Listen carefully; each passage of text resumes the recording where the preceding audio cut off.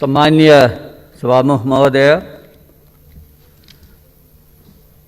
2/3 करिब बहुमत प्राप्त सरकारले लगातार 3 वर्षसम्म बजेट प्रस्तुत गर्ने अवसर प्राप्त गरेको छ। यो एउटा विरलै अवसर हो र माननीय अर्थमन्त्रीजीले 3 वर्षसम्म यी बजेट प्रस्तुत गर्दै आउनुभएको छ र यो विशिष्ट अवसर प्राप्त गर्नुभएकोमा म उहाँलाई बधाई ज्ञापन गर्न चाहन्छु।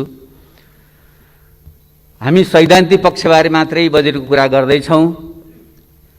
त्यसैले बजेट भन्नाले हामीले वार्षिक आय व्ययको अनुमान मात्र नभइकन समग्र देशको अर्थ राजनीतिको विश्लेषण र त्यसको आगामी कार्यदिशा प्रक्षेपण गर्ने एउटा दस्तावेज पनि हो। त्यस हिसाबले हेर्दा अहिलेको यो घडी विज्ञहरूले विचारकहरूले भन्दैछन् once in a century moment, अर्थात् एक शताब्दीमा एकचोटि आउने अवसर भनिरहेका छन्। त्यो कोरोना महाव्याधिका कारणले एकातिर हो भने हाम्रो निम्ति थप र अत्यन्त अल्प विकसित तेस्रो विश्वको स्तरमा जसको प्रति व्यक्ति आम्दानी खाली $1000 जति मात्रै छ, जबकि विश्वको औसत आम्दानी $11,000 पुगिसक्यो। त्यहाँबाट हाम्रै जीवनकालमा हामीले पहिलो विश्वको स्तरमा पुग्नु छ। यी दुईटा ठुला चुनौती सामना गर्ने बजेट त्यो ढङ्गले आयो कि आएन, हामीले मूल्याङ्कन गर्ने सायद त्यो ढङ्गले नै हुनुपर्छ। समय कम छ, त्यसैले म सरसर्ती म के निवेदन गर्न चाहन्छु भने हामीले यो दुवै स्थितिको मूल्याङ्कन गरेर यो बजेटको हिसाब किताब गरौँ। त्यसो भयो भने हिसाब ठिक निस्कन्छ। नत्र सत्ता पक्षले जे आयो ठिकै छ भन्ने, प्रतिपक्षले सोलो डोला हाचिमले विरोध गर्ने गऱ्यौँ भने आत्मतुष्टि त मिल्ला, तर देशको जुन समस्या हो यसको समाधान गरेर हामीले निकास दिन सक्दैनौँ। त्यसैले यो विश्वको कोरोना महाव्याधिको जुन सङ्कट छ त्यसलाई हामी सबैले एकरूपतामा बुझौँ। विज्ञहरूले भनिरहेका छन् विश्वको जुन अर्थतन्त्र हो जीडीपीको हिसाबले करिब $85.8 ट्रिलियन को जुन विश्व अर्थतन्त्र छ त्यसको 10% खुम्चिएर $9 ट्रिलियन अर्थतन्त्र खुम्चिन्छ भन्ने प्रक्षेपण छ। अहिले विश्वभरमा 81% श्रमिकहरू आफ्नो श्रम पूर्ण अथवा आधा रूपमा गुमाइरहेका छन्। 1.5 अर्ब विद्यार्थीहरू विद्यालयबाट पठन पाठबाट वञ्चित छन्। एकापट्टि त्यस्तो छ भने नेपालको अवस्था तपाईँ हामी सबैलाई थाहा छ। एसियामै सबभन्दा बढी क्षति हाम्रो अर्थतन्त्र हुँदैछ भन्ने हालसालै प्रक्षेपण एडिबीले गरेको छ। 13.6% हाम्रो अर्थतन्त्र खुम्चिन्छ। त्यो भनेको यसै त लिखा जस्तो सानो हामी, त्यसको पनि बोसो काटेपछि के रहन्छ? करिब 37 खर्ब रुपियाँ बराबरको जीडीपीमा करिब 4.5 खर्ब सङ्कुचन हुन्छ भन्ने अनुमान छ र हाम्रो अर्थमन्त्रीले 2.3% को वृद्धिको जुन प्रक्षेपण गर्नुभयो यो हाम्रो सीबीएसको प्रक्षेपण हो। तर आइएमएफले 1% भनेको छ र विश्व ब्याङ्कले 1.7% भनेको छ। त्यसैले आगामी दिन भयावह हुनेवाला छ।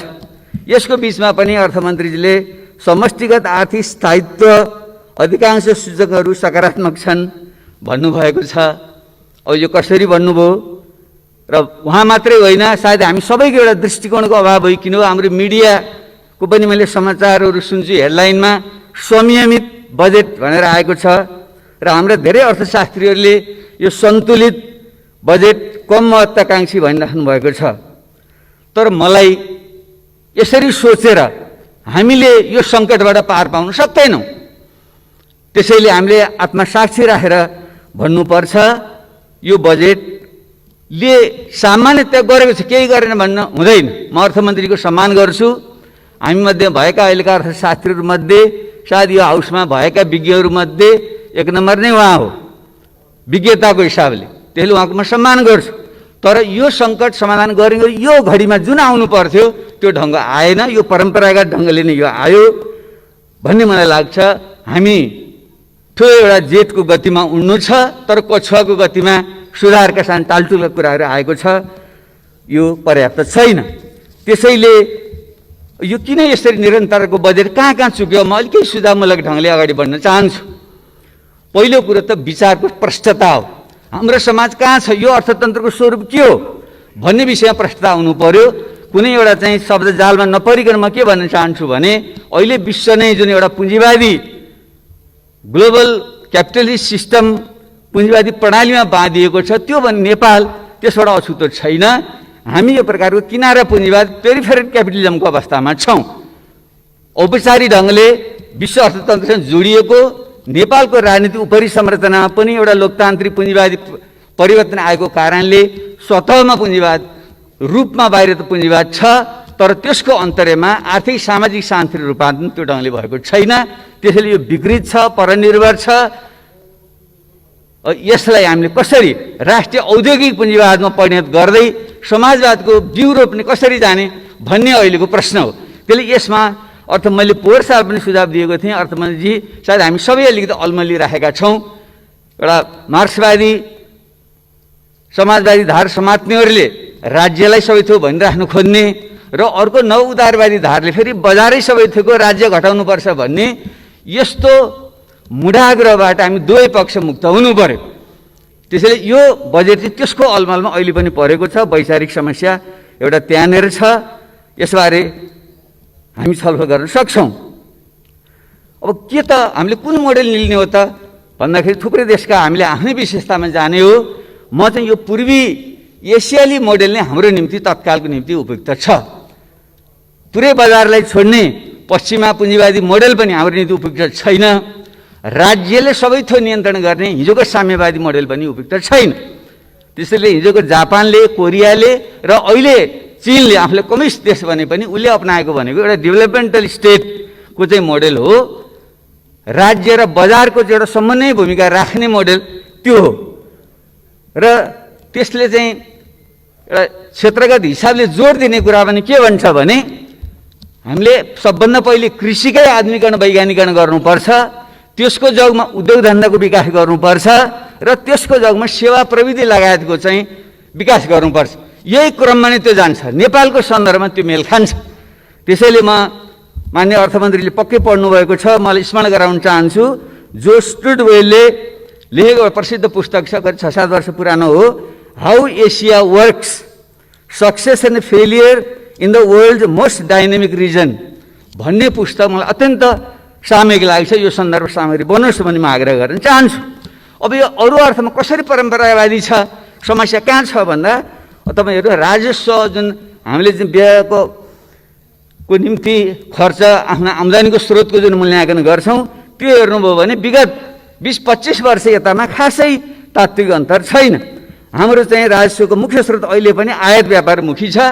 त्यसको भ्याट, अन्तःशुल्क, भन्सार कर जोड्दाखेरि करिब 43% त्यसबाट अनुमान गरिएको छ। पोहोर पनि त्यति नै थियो।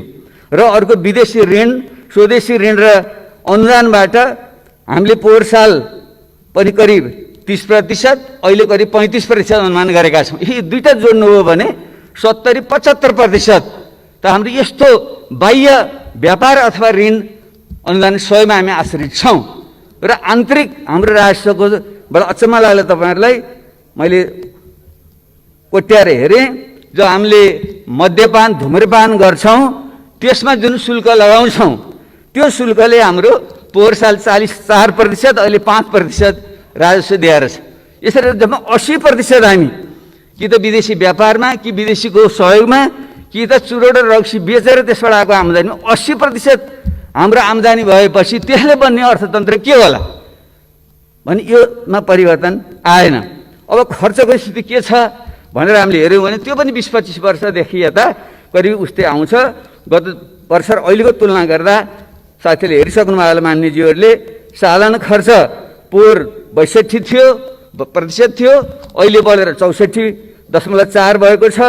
विकास खर्च पोहोर 26 दशमलव समथिङ थियो, अहिले 23 समथिङ भएको छ, झरेको छ र ऋण भुक्तानी पोहोर करिब 11% थियो, अहिले 12% छ। उस्तै छ, हामी जहाँको त्यहीँ छौँ। हामी दौडिरहेको जस्तो लाग्छ, चक्रपथमा जति घुम्यौँ त्यहीँ घुमिराख्ने हो नि त, हामी घुमिरहेका छौँ त्यहीँ। अब हामी वित्तीय संहितामा गइसक्यौँ, हामीले तल बलियो पार्नुपर्ने अहिले पनि के छ, अहिले पनि माथि नै छ हाम्रो वित्तीय। हेर्नुभयो भने यो 3 वर्षको अर्थमन्त्री जुन पेश गर्नुभएको छ, पहिलो वर्ष सङ्घमा 77 प्रदेश 77%, दोस्रो वर्ष 80% र अहिले 75% सङ्घमा राख्नु भएको छ। प्रदेशमा पहिलो वर्ष 23%, दोस्रो वर्ष 20% र अहिले अलिकति बढेर त्यो 25% भएको छ। भने पनि सारमा अहिले पनि त 75%भन्दा बढी केन्द्रमा राखेर कसरी हुन्छ? कमसेकम त्यसलाई हामीले 20%, 50% केन्द्रमा राखौँ, सङ्घमा राखौँ, 20% प्रदेशमा पठाइदिउँ, 30% स्थानीय तह पठाउँ। त्यसो भए पो तल बलियो होला भन्ने मलाई लाग्छ। र जुन अरू विवरणहरू छन्, मन्त्रालयहरूका पुरानै थुप्रै कार्यक्रमहरू दोहोरिएर आएका छन्, त्यसैले यो पुरानकै निरन्तरता हो। अब गत वर्षको र अहिलेको स्थितिमा आएको चाहिँ कोभिड-19 मुख्य समस्या भएको हुनाले स्वास्थ्य क्षेत्रमा जीवनको प्रश्न भएको, बाँच्न पाउने अधिकार नै प्रमुख चिज भएको हुनाले त्यसमा फोकस हुनु पर्थ्यो। सैद्धान्तिक रूपमा त्यो भएको छ, भएन म भन्दिनँ। तर त्यसको समाधान के त भन्नेको राम्रो योजना बनिएको छ। केन्द्रमा हस्पिटल, प्रदेशका हस्पिटल, स्थानीय तहको बनिएको राम्रै छ। तर के त्यही अनुसार हामीले बजेट विनियोजन गऱ्यौँ त भनेर हेर्दा स्वास्थ्य क्षेत्रको बजेट विनियोजन गत वर्ष 4.84% थियो, 68.78%। यो वर्ष 90 अरब भएको छ, त्यो भनेको 6.1% हो। जबकि स्वास्थ्य क्षेत्रमा कमसेकम 10% लगानी गर्नुपर्छ भन्ने मान्यता छ। हामी त्यसको आधा पनि पुगिरहेका छैनौँ। भने यसले कसरी समस्या समाधान गर्ला सोच्न सक्नुपर्छ। र यसमा लाग्छ अरू कुराको अतिरिक्त हामीले आँट गरेर भन्नै पर्छ, हामी कुनै वैचारिक पिँजडा नबसिकन स्वास्थ्य भनेको सामाजिक दायित्वको क्षेत्र हो, राज्यको दायित्वको क्षेत्र हो। त्यसैले यसको दायित्व राज्यले लिनुपर्छ र निजी स्वास्थ्य जस्तो क्षेत्रमा व्यापार गरिनु हुँदैन। कसैले ठुला अस्पताल खोल्छन् खोलुन्, तर त्यो व्यापारिक ढङ्गले हुनु हुँदैन। र एउटा विशुद्ध परोपकारी ढङ्गले गर्छ भने ठिक छ, व्यापारको निम्ति स्वास्थ्य जस्तो क्षेत्र छोड्नु हुँदैन। यसमा हामीले हस्तक्षेप गर्नै पर्छ। त्यसले यो हुनुपर्थ्यो, भएन भन्ने मलाई लाग्छ।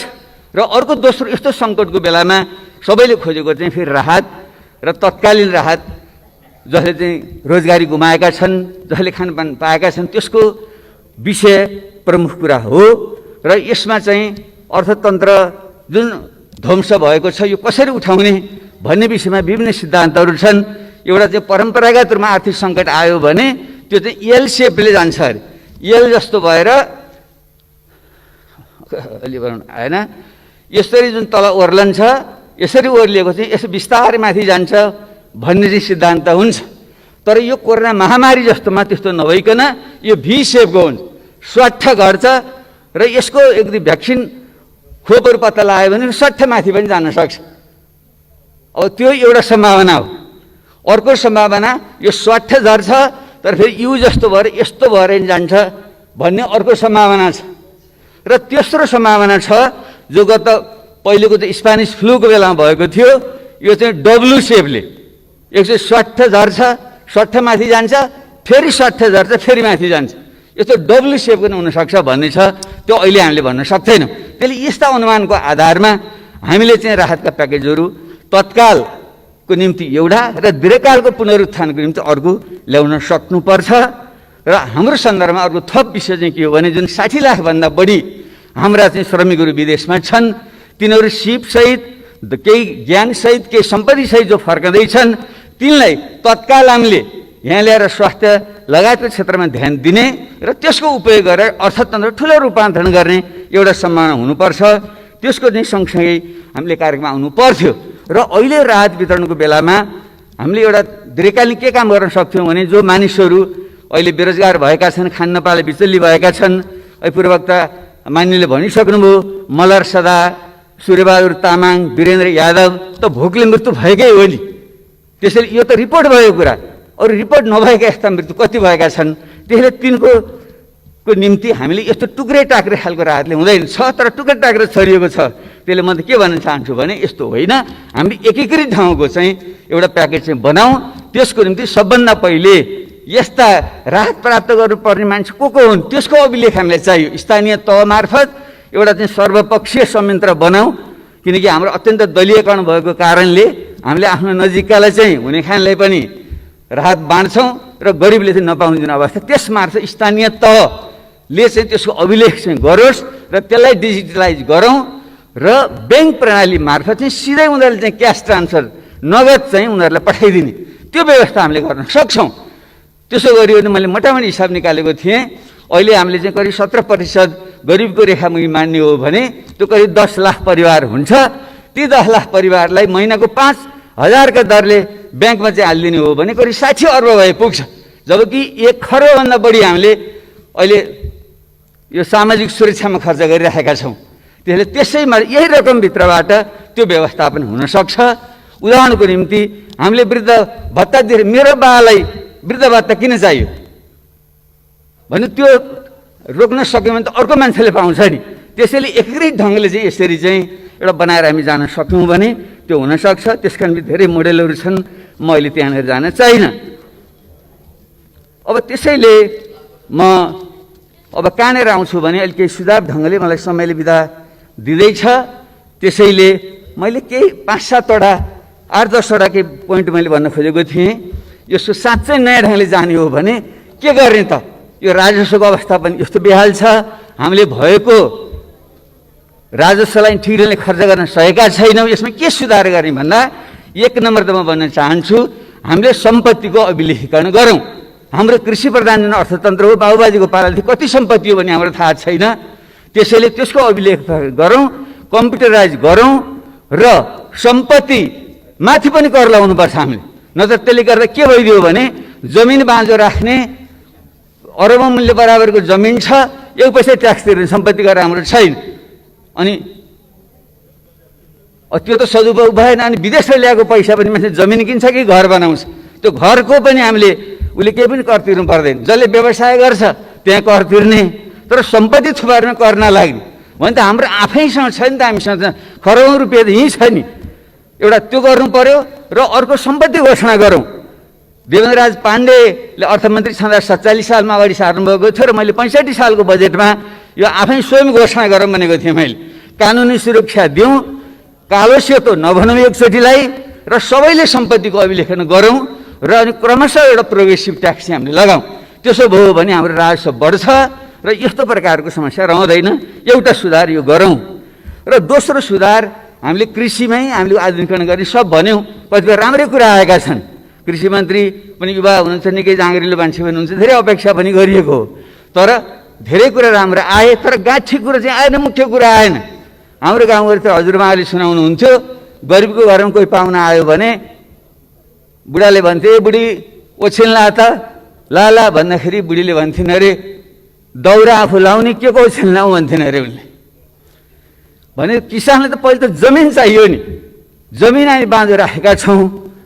हाम्रो चाहिँ 100औँ बिघा हुने मान्छे तपाईँ हामीमध्येकै जमिन त्यतिखेर गएको छ। अनि त्यसको सदुपयोग गर्ने मान्छेले त्यो दिन परेन। त्यसैले यो प्राकृतिक साधन स्रोत, पानी, जमिन, जङ्गल लगायतका जुन प्राकृतिक साधन स्रोत हुन्, यसलाई एउटै झड्कामा हामीले राष्ट्रियकरण गरौँ अथवा समुदायीकरण गरौँ र व्यक्तिलाई भोगाधिकार दिउँ। यो सुधार नगरेसम्म कृषि क्रान्ति हुँदैन, जति कराए पनि हुँदैन। यो मैले भन्न चाहेँ। तेस्रो कुरा, शिक्षा र स्वास्थ्य राज्यले नै दायित्व लिनुपर्छ र त्यसमा सुधार गर्नुपर्छ। गुणस्तरीय शिक्षा नदिएसम्म हाम्रो कम्पेटिभ एडभान्टेज, तुलनात्मक लाभको क्षेत्र भनेको जनशक्ति नै हो, जसको चाहिँ मेडियन आयु 23 वर्ष नेपालीहरूको भने यो युवा 10-20 वर्ष मात्रै, 10-15 वर्ष मात्रै यो एडभान्टेज हामीसँग रहन्छ। त्यसैले त्यसलाई गुणस्तरीय प्राविधिक शिक्षा दिउँ र तिनीहरूलाई पुँजीको व्यवस्था गरिदिउँ, बजारको व्यवस्था गरिदिउँ र अनि तिनीहरूलाई लगाउँ। त्यही शिक्षा र स्वास्थ्यको दायित्व पूर्ण रूपले राज्यले लियोस्। र अहिले जुन सुधारको कुरा गरिएको छ, यो निजी विद्यालयलाई सार्वजनिक विद्यालयहरू विचार गरेर यस्तो आवादारी कुरा गरेर हुन्छ, यस्तो लाजमर्दो कुरा गरेर हुन्छ, हामीले हुँदैन। हामी सबैले भन्नुपर्छ। जो शिक्षा संस्था चलाउने साथीहरू पनि यहाँ हुनुहुन्छ, मेरो आग्रह छ, मुनाफाको निम्ति नचलाउनुहोस्, शिक्षा र स्वास्थ्यमा मुनाफाको निम्ति लगानी नगर्नुहोस्, कृषिमा गर्नुहोस्, पर्यटन गर्नुहोस्, उद्योगमा गर्नुहोस्, सेवामा गर्नुहोस्। त्यहाँ जति सुविधा चाहिन्छ राज्यले दिन्छ, तर शिक्षा र स्वास्थ्य चाहिँ विशुद्ध सेवाको क्षेत्र हो, परोपकारको क्षेत्र हो। त्यो ढङ्गले तपाईँ लैजानुहोस्, राज्यले यसमा ध्यान दियोस्। चौथो कुरा, रोजगारी सृजना टक्कन टुक्कन गरेर आएको छ। 7 लाख 15 लाख कति भनिएको छ, मलाई लाग्दैन यतिले मात्रै होला भनेर। तर हामीलाई जुन विगतका रोजगार योजनाहरू छन्, मेरै पालामा सुरु भएको युवा स्वरोजगार योजना, पछि आएको प्रधानमन्त्री स्वरोजगार कार्यक्रम, यसलाई एकीकृत गरेर एउटा नयाँ ढङ्गको योजना हामीले त्यहाँ बनाऊँ र विदेशबाट फर्किएका जुन युवाहरू छन् तिनीहरूलाई चाहिँ यो हाम्रो चाहिँ तालिम दिने पनि एकीकृत ढङ्गको चाहिँ संस्था बनाऊँ, त्यसमार्फत तालिम दिउँ। ब्याङ्कमा हाम्रो त्यत्रो 33-34 खर्ब रुपियाँ छ, त्यसमा सुधार गरेर तिनीहरूलाई बिउ पुँजी दिउँ र तिनीहरूको चाहिँ उत्पादनको चाहिँ बजारको निम्ति हामीले व्यवस्था गरिदिउँ। त्यसको निम्ति सुरक्षा दिनैपर्छ। केही सानसानो कुरा यहाँ आएको छ, त्योभन्दा पनि के भन्न चाहन्छु भने भारतसँगको जुन व्यापार सन्धि छ त्यसमा जुन पारस्परिकताको कुरा गरिएको छ, हामीले उहाँहरूसँग कुरा गरेर हाम्रो जस्तो कमजोर देशले पारस्परिक रूपमा प्रतिस्पर्धा गर्न सक्दैन, गएर पारस्परिकताको आधारमा हामीलाई सुविधा दिनुपर्छ भन्ने कुरा राखौँ र अन्य पनि WTO-ले दिएका जुन सुविधा छन् त्यसो हुन सक्यो भने हाम्रो बजारको सुरक्षा हुन्छ र युवाहरू चाहिँ एउटा स्वरोजगारीमा लाग्छन्। त्यो बाटो हो, नत्र जागिर खाने तरिकाले हुँदैन। तपाईँ हामी राजनीति गरेर कमाउन खोज्ने कर्मचारी, यताको तलब पनि खाने, बाहिर NGO-मा काम पनि गर्ने, डिबी पनि भर्ने, डाक्टर इन्जिनियरहरू सरकारी जागिर पनि खाने, बाहिर चाहिँ उनीहरूको चाहिँ कन्सल्टेन्सी पनि चलाउने, शिक्षक सरकारी स्कुलको तलब खाने, प्राइभेटमा गएर पढाउने, यस्तो भएपछि देश बन्छ।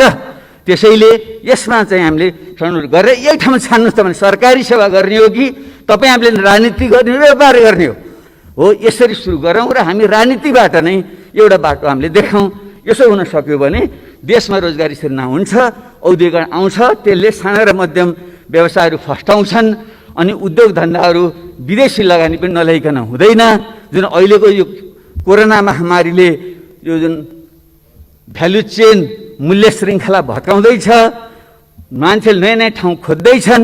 हामी भारत र चीनको जुन ठुलो बजारको बिचमा छौँ, हामीले केही सुविधा, केही ऐन कानुनमा परिवर्तन, लगानी मैत्री वातावरण बनाऊँ भने ठुलो लगानी आउन सक्छ। त्यसलाई पनि हामीले ध्यान दिउँ। म यो 5औं कुरा मैले भन्न चाहेँ। र 6औं कुरा, यो आधारभूत केही ठुला पूर्वाधार पनि हाम्रो अत्यन्तै भद्रगोल ढङ्गको भयो। त्यसले अहिले यही वर्ष सबै गर्न नसकिएला, तर केही पूर्वाधार निजी क्षेत्रले माग गर्ने भनेको पूर्वाधारमा लगानी गरेर भन्ने हो। तर यो बढी भयो बजेट भन्न हुँदैन, बजेट कम हो यो, ठिक छ, यसलाई कसरी बढाउनु सोचौँ, म सुझाव दिँदैछु मैले। तर पूर्वाधार, बाटो, बिजुली, पानी लगायतका चाहिँ सञ्चार लगायतको पूर्वाधार नभइकन यो देशभित्रको निजी क्षेत्र नि फस्टाउँदैन, बाहिरको पनि आउँदैन। त्यसैले यसको एउटा मास्टर प्लानै हामीले बनाऊँ र केन्द्रले एउटा गाइडलाइन दियोस् र प्रदेश र स्थानीय तहले आफ्नो विशेषतामा त्यहाँका भौतिक पूर्वाधारहरू विकास गरौँ। त्यसो भने हुन्छ। र काठमाडौँ उपत्यका जस्तो काठमाडौँ, ललितपुर, भक्तपुर, कीर्तिपुर, ठिमी लगायत यस्तो सांस्कृतिक सम्पदा भएको ठाउँ हामीले बर्बाद गर्दैछौँ। त्यसले अब यहाँ काठमाडौँमा फेरि नयाँ सहर बसाल्ने होइन, हामीले फास्ट ट्र्याक बढी छिटो बनाऊँ र त्यसको भने कन्जेक्सन चाहिँ उता हेटुँडा उतापट्टि सर्छ। यहाँ जुन 4वटा सहर बनाउने भन्ने कुरा छ त्यो गर्नु भएन। यो खोकना बुङमतीका केही साथीहरूले आएर अस्ति मलाई एउटा चाहिँ जानकारी दिएर जानुभयो र त्यहाँ चाहिँ फास्ट ट्र्याक पनि त्यहीँबाट सुरु हुने, बागमती करिडोर त्यहीँबाट सुरु हुने, बाह्य चक्रपथ त्यहीँबाट सुरु हुने, 132 केबी लाइन त्यहीँबाट जाने, स्मार्ट सिटी त्यहीँ बनाउने भएपछि बुङमती जस्तो चाहिँ एउटा ऐतिहासिक ठाउँ त्यहाँ के हुन्छ। त्यसैले यसलाई चाहिँ हामीले यो विकास र संरक्षणको चाहिँ एउटा सन्तुलन मिलाउँ। काठमाडौँमा अब बढी सहर बसाल्ने काम हामीले चाहिँ नगरौँ। यो ढङ्गले चाहिँ हामी जाउँ, पूर्वाधारमा यसरी ध्यान पुगोस् भन्ने म आग्रह गर्न चाहन्छु।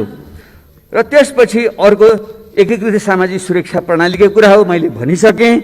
यो नोबेल पुरस्कार विजेता दम्पति जो बनर्जी र डुफ्लोले एउटा मोडेल तयार गर्नुभएको छ। उहाँले UBI भन्नुहुन्छ, युनिभर्सल अल्ट्रा बेसिक इन्कम। एउटा युनिभर्सल बेसिक इन्कम सबैले आधारभूत आम्दानी दिने भने त विकसित देश फिनल्यान्ड लगायतमा आएको छ। तर हाम्रो जस्तो देशमा त्यसलाई सुधार गरेर जो न्यूनतम जीविकाको निम्ति आवश्यक हुन्छ त्यसको हिसाब गरेर त्यो चाहिँ हामी सबैलाई ब्याङ्क च्यानलमा दिने व्यवस्था चाहिँ हामीले गरौँ। त्यसो नगरेसम्म यो टुक्रा टाक्री बाँडेर हुँदैन, पाउनु पर्ने पाइरहेको छैन। खास गरी दलित, महिला, जनजाति, मुस्लिम अरू जति जुन गरिबीको रेखामुनि जुन बढी छन्, श्रमिकहरू, साना किसानहरू, तिनले त्यो पाउन सक्दैनन्। र मुख्य रूपमा हामीले चाहिँ यो चाहिँ यसको सुधारहरू गर्दा एउटा सुधार हामीले गर्नुपर्ने क्षेत्र भनेको यो हाम्रो जुन जातपात प्रथा छ, पछि दलित भनेर हेप्ने वर्गीकरण गर्ने जुन वर्णाश्रम प्रस्था छ, त्यो भएसम्म सामाजिक न्याय पनि हुँदैन र वर्णाश्रम व्यवस्थालाई हामीले नफेरेसम्म हाम्रो चाहिँ श्रम गर्ने संस्कार पनि आउँदैन। अलिकति पढे लेखा बाहुन भने नि हामी जस्ता मान्छे श्रम गर्न हुन्न भनेर हामी बस्ने, उपदेश दिएर हामी बस्ने। क्षेत्रीहरू कुनै बेला लडाइँ लड्थे होलान्, राज्य विस्तारमा अहिले त्यो काम छैन, उनीहरू पनि लडाइँ भन्ने अर्कोले गरेर खाएर बस्ने। अब जुन वैश्यहरू भनेको बन्द व्यापार त थोरै मान्छेले गर्छ, हिजो थोरै थियोहरू पो बन्द व्यापार गर्छ, सबैले बन्द व्यापार गरे पनि पुग्दैन, त्यो वैश्य भनेर पनि पुग्दैन। अनि जो गरियो श्रम गरियो सिप भएको हो त्यसलाई चाहिँ दलित भनेर अनि हेपेपछि अनि विकास हुन्छ। त्यसले मेरो त एउटा प्रस्ताव छ। दलित शब्द प्रयोग अरू के गरौँ भन्नुहुन्थ्यो साथीहरूले, विवाद भयो। मेरो त एउटा प्रस्ताव यो छलफलकै निम्ति तपाईँ हामी सबैले दलित नाम राखिदिउँ न। बाबुराम भट्टराई कामी भन्ने किन नहुने? काम गर्ने मान्छे कामी भन्ने किन गर्बै नगर्ने? एउटा विश्वकर्मा लेखौँ, कामी लेखौँ, हामी सबैले थर बदलिउँ त। त्यसो भए बरु बराबर भइन्छ। नत्र दलित माथिको जुन भर्खरै रुकुममा भयो, यो त परिकल्पना गर्न पनि सकिँदैन। त्यत्रो क्रान्तिको आधार इलाकामा त्यत्रो प्रतिक्रान्तिहरू हरकत हुन्छ भने देश कहाँ गइरहेछ? त्यसैले यस्ता विषयलाई हामीले ध्यान नदिएकनसम्म सामाजिक सुरक्षा, सामाजिक न्याय हुँदैन। र अर्को प्रशासनिक सुधारको जानु कुरा छ, धेरै साथीले भनिसक्नुभयो, सायद समयले मलाई बिदा दिइसक्यो।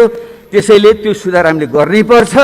र म भन्छु अहिलेको यो कर्मचारी तन्त्र, यो सोपान क्रममा आधारित कर्मचारी यन्त्र रहेछ हुँदैन। एउटै झट्का हामीले किन भत्काउन सक्दैनौँ? र कर्मचारी साथीहरूले पनि आग्रह छ, तपाईँहरू यत्रो पढे लेखेका मान्छे, ज्ञानी मान्छेहरू हुनुहुन्छ, देश विदेश घुमेर आउनुभएको छ, मान्छे यो कर्मचारी यति ठुलो तन्त्र किन पाल्नु पर्यो? हामीले 50,000 केन्द्रमा कर्मचारी किन चाहियो? उहाँ तल मान्छे पुगिरहेको छैन, जाँदैन, अनेक बाहना गरेर जाँदैन। त्यसैले यो कर्मचारी यन्त्रलाई भत्काइदिउँ र यसको पुनर्संरचना गरौँ र यसको चाहिँ सङ्ख्या घटाउँ। त्यसरी नै हाम्रो सुरक्षा क्षेत्रलाई पनि हामीले गुणस्तर बढाउँ, हाम्रो सेना, प्रहरी र हाम्रो सशस्त्र प्रहरीको, तर सङ्ख्या घटाउँ। त्यसो गरेर सुधार गर्न सकिन्छ। र सार्वजनिक खर्च पुनर्लाभन आएको जुन प्रतिवेदन छ त्यसलाई चाहिँ हामीले कार्यान्वयन गरौँ। त्यसो हुन सक्यो भने हामीले जुन खर्च गर्न नसक्ने भन्ने हाम्रो क्षमता छ, त्यो वृद्धि हुन्छ। त्यतापट्टि हामीले ध्यान दिउँ। र सँगसँगै यो बजेटमा यो केही दुईवटा कुरा कमजोरी भएकै छ। यो सांसद विकास कोषले साह्रै लज्जित बनायो। यो 6 करोड फेरि अहिले त सायद 4 करोड कतिमा झन् किन चाहियो यो? मैले त पहिले पनि सार्वजनिक भने, तपाईँ हामी सबैले एकमतले भनौँ हामीलाई समानुपाती विकास चाहिन्छ। यो 165 जुन निर्वाचन क्षेत्र छन् तिनको समानुपाती विकास गर्नको निम्ति कति सकिन्छ? 1 अर्ब अथवा कमसेकम 50 करोड सकिन्छ, पक्कै सकिन्छ। किन म पनि अर्थमन्त्री भएर चलाएको मान्छे, त्यो भनेको त करिब 1.5 खरब जति रुपियाँ हो, किन सक्दैन? त्यसले त्यसबारे 1-2 महिना पहिले नै, बजेटभन्दा 1-2 महिना पहिले सम्बन्धित क्षेत्रका सबै सांसदहरू, प्रत्यक्ष र समानुपाती सांसदहरू, उहाँले जनता स्थानीय तहसम्म, स्थानीय तहमा पनि सल्लाह गरेर त्यहाँ पूर्वाधार केन्द्रित शिक्षा, स्वास्थ्य र भौतिक पूर्वाधार केन्द्रित चाहिँ प्रोग्रामहरू बनाएर दिउँ र बजेटमै जान्छ, सरकारी संयन्त्रमार्फत कार्यान्वयन हुन्छ। अनि हामीले छुट्टै यस्तो चाहिँ लिनु हुँदैन। त्यसैले यसमा एउटा सहमति बनाऊँ, त्यो माग गरौँ, समानुपाती हुनुपर्छ। नत्र केही ठाउँमा चाहिँ अर्बौँ रुपियाँ खर्च हुने, कुनै क्षेत्रमा चाहिँ रातो किताबमै नपर्ने। पोहोर सालमा हेर्दाखेरि 20-25वटा निर्वाचन क्षेत्रमा एउटा योजना पनि रातो किताबमा परेर त्यस्तो हुनु हुँदैन र यसलाई सुझाउनै पर्छ। अर्को किताबको कर, ज्ञानमाथि कर लाउनु हुँदैन। मान्य अर्थमन्त्रीज्यू, तपाईँ पनि बडो एउटा विद्वान व्यक्ति त हुनुहुन्छ, यो चाहिँ मिलेन, जति जे तर्क गर्दा नि मिल्दैन। किताबमाथिको त कर खारेज गर्नै पर्छ। हामी यतापट्टि तपाईँको ध्यान पुगोस्। र विद्युतले चल्ने गाडी पूर्वकता मान्यले भनिसक्नुभयो, यो पनि उल्टो दिशाको यात्रा भयो। हामीले जब हामीले विद्युत उत्पादन गर्दैछौँ, खपत भइरहेको छैन भनिरहेका छौँ भने त्यसको प्रबन्धन हामीले गर्नै पर्छ र आर्थिक हिसाबले पनि। नत्र भने हामीले त्यत्रो इन्धनमा खर्च गर्नु परेको छ, त्यो बचत हुन्छ र पर्यावरणीय हिसाबले पनि दिगो विकास हुन्छ। यसलाई हामीले चाहिँ सच्याउँ, म यो आग्रह गर्न चाहेँ। र अब अन्त्यमा यो संहिताको विषय जो अत्यन्त मार्मिक ढङ्गले पूर्वक्ता मान्यले राख्नुभयो, यसमा हामीले गम्भीरतापूर्वक लिनै पर्छ। हामी संहिता त्यत्तिकै गएको होइन, जनताको रगत पसिनाबाट संहिता आएको हो र देशको आवश्यकताले ल्याएको। यो देशको जुन जातीय क्षेत्रीय विविधता छ त्यसलाई सम्बोधन गर्न, जुन असमान विकास छ त्यसलाई सम्बोधन गर्न आएको हो। त्यसैले यसलाई गम्भीर ढङ्गले कार्यान्वयन गरौँ। यसका अपूर्णताहरू छन्, त्यो अपूर्णताहरूलाई संविधान संशोधन गरेर हामीले चाहिँ पुरा गरौँ।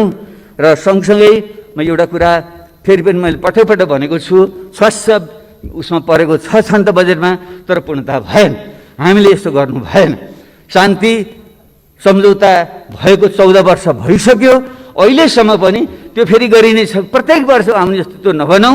हामीले त्यो टिआरसी र बेपत्ता सम्बन्धी आयोगको काम टुङ्गो लगाएर तिनीहरूको पनि समस्या हामीले चाहिँ हल गरौँ। र अन्त्यमा म हाम्रो परराष्ट्र मन्त्रीजीलाई मैले देखिरहेको छैन। हाम्रो देशको साँच्चै नै विकास गर्ने हो भने अब हामीले भारत र चीन बीचको जुन हाम्रो अवस्थिति छ, चीनको पहिलो अर्थतन्त्र हुँदैछ, भारत तेस्रो अर्थतन्त्र हुँदै, यसको बीचमा रहेर हाम्रो भूराजनीतिलाई सन्तुलन गर्न नसकेसम्म हुँदैन। एकापट्टि हाम्रो भौगोलिक अखण्डता, सार्वभौमसत्ता, स्वाधीनताको रक्षा गर्नु छ। यो भूखण्डकै सबभन्दा पुरानो राज्य हुनाले त्यसमा हाम्रो गर्व छ, नेपालीत्वमाथि हामी सबै गर्व छ। तर यसलाई चाहिँ हामीले साँच्चै रक्षा गर्ने हो भने एउटा त यो भूराजनीतिको सन्तुलन मिलाउने स्पष्ट नीति हामीले एउटा बनाऊँ। र यसको निम्ति म फेरि पनि एउटा उदाहरण, एउटा रेफरेन्स मैले दिन चाहन्छु। आजै मैले पनि यो ज्यारेड डायमन्डको किताब अपहिभल भन्ने उनले लेखेका छन्, र त्यस upheaval how nations cope with crisis in change भनेर 7वटा देशहरू, America, Japan, Germany, Finland, Chile, Australia लगायतका देशहरूले कसरी आफ्नो सङ्कटबाट पार गरेर आफ्नो देशलाई अगाडि बढाए भनेका छन्। तीमध्ये फिनल्यान्ड जस्तो जो अमेरिकाको यो रुसको चाहिँ पुरै अर्धउपनिवेशजस्तो भएर बस्यो। दोस्रो विश्वयुद्धमा को ताका त्यति बेला स्टालिनले झन्डै त्यसलाई खाइसकेका थिए। त्यति बेला जुन बुद्धि पुर्याएर तिनीहरूले स्टालिनसँग पनि एउटा राम्रो सम्बन्ध राखेर, पश्चिमाहरूसँग राम्रो सम्बन्ध राखेर जसरी आफ्नो स्वाधीनताको रक्षा गरे, त्यो मोडेल हाम्रो अत्यन्त काम लाग्ने मैले देखिरहेको छु। त्यसैले यो ढङ्गले जाउँ। अहिले हाम्रो जुन लिपुले, कालापानी लगायतको क्षेत्रको सुगौली सन्धिले हामीले दिएको हाम्रो भूभाग हो, त्यसमा कुनै विवाद छैन। आमा र मातृभूमि प्रतिको लोयल्टी नहुने मान्छे हुँदैन। त्यसैले त्यसमाथि हामीले शङ्का गर्नु हुँदैन। हाम्रा एउटै आमाका सन्तान मध्ये कोहीले आमालाई बढी माया गर्छ, म चाहिँ बढी गर्छु, भाइ बहिनीले गर्दैनन् भन्न मैले ठाने भने बुझ्नुपर्छ मेरो नियत खराब छ। मैले अंश बन्नमा हेराफेरि गर्दैछु। त्यस्तै एउटै देशका विभिन्न जाति समुदाय मध्ये एउटा देशभक्त अर्को देशद्रोही भन्न थाल्यौँ भने त्यहाँ बुझ्नुपर्छ। त्यहाँ पनि राष्ट्रिय भागभण्डाको कुरा, उसको अधिकारको भागभण्डा, पहिचानको भागभण्डाको कुरामा झेल हुँदैछ भनेर हामीले बुझ्नुपर्छ। हामी सबै देशभक्त हौँ। त्यसैले यस्तो विषयमा हामीले साझा सहमति बनाएर जुन नक्सा जारी भएको छ त्यो पहिले हुनु पर्थ्यो, ढिलै भए पनि भयो। अब त्यसको बारे हामीले हाम्रो चाहिँ जो संविधान संशोधन गरेर यसलाई वैधानिकता दिँदैछौँ, त्यसलाई हामी सबैले सर्वसम्मतिले पारित गर्ने वातावरण बनाऊँ। त्यसको निम्ति सबैको विश्वास लिउँ।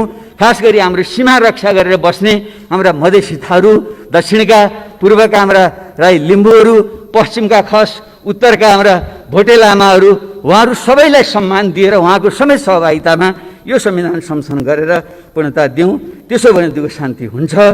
यिनै शब्दका साथ म यहाँहरूलाई आग्रह गर्न चाहन्छु, अब यो कमिलाको अथवा कक्षाको गतिले हुँदैन। हामीले एउटा तीव्र टेकअफ गर्नु छ। तपाईँ हामीले सबैले थाहा छ, हवाईजहाज उड्दाखेरि जब सुरुमा गुण छ 240 देखि 285 किलोमिटर प्रति घन्टाको वेगमा कुदेपछि मात्रै त्यहाँ टेकअफ हुन्छ, उडान भर्छ।